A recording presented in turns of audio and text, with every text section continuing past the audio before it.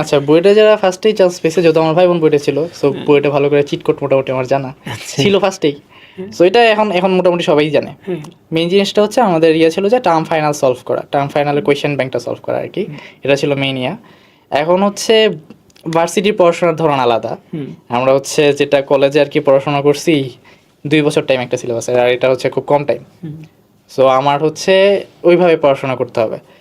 এখন জিনিসটা কি, কালকে আমার কাছে একটা জুনিয়র আসছে, সে হচ্ছে আমাদের ডিপার্টমেন্টের 22 ব্যাচের, তার রেজাল্ট খুব খারাপ হয়েছে, সে হচ্ছে আমার রোলমেট আর কি।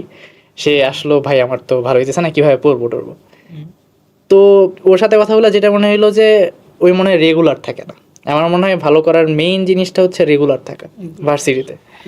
বইটা হচ্ছে আসার পর মেইন যে প্রবলেমটা হয়, অনেকে হচ্ছে যে নতুন আসলো, টিউশনের একটা ইয়া ব্যাপার। তো টিউশন করে দেখা যায় পড়াশোনার দিকে সিরিয়াস থাকে না, ক্লাস ঠিক মতো করে না। সো ক্লাস ঠিক মতো করে না, রেগুলার পড়াশোনা করে না, ক্লাস ঠিক মতো না করুক, ওইটা আমার মনে হয় না খুব খুব বড় একটা ইস্যু। বাট বড় ইস্যু তখনই হয় যখন হচ্ছে রেগুলার পড়াশোনাটা করে না। তো এতে কি হয়, যখন হচ্ছে আসল পরীক্ষার টাইম আসে, তখন দেখা যায় অনেক হিউজ একটা পড়াশোনা জমে যায়। তখন আসলেই কিন্তু আমি বললাম একটা হিউজ সিলেবাস, যেটা হচ্ছে